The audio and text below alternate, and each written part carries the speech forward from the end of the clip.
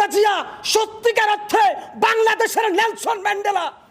আমি আজকে দল মত নির্বিশেষে গোটা জাতির কাছে বিচার দিলাম, শেখ হাসিনা 15 বছর ক্ষমতায় থেকে যেভাবে খালেদা জিয়ার উপর অত্যাচার করেছে, জিয়া পরিবারের উপর অত্যাচার করেছে, বাংলাদেশের কোন সভ্য গণতান্ত্রিক দেশে এই ধরনের অত্যাচার করা হয় নাই। আওয়ামী লীগ আর বিএনপির মধ্যে তফাৎ ছিল এক জায়গায়। আওয়ামী লীগ আর বিএনপির মধ্যে এক জায়গায় তফাৎ।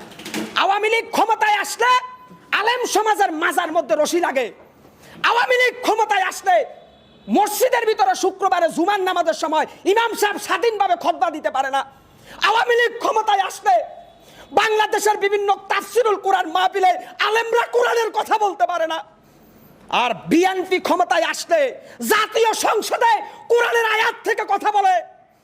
বিএনপি ক্ষমতায় আসলে বাংলাদেশের প্রত্যেকটা জেলায় মানুষ কোরআনের পক্ষে সোচ্চার কণ্ঠে কথা বলতে পারে।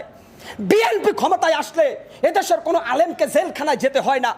বিএনপি ক্ষমতায় আসলে এদেশের রাম বাম নাস্তিকরা কোরআনের বিরুদ্ধে কটূক্তি করার সাহস পায় না।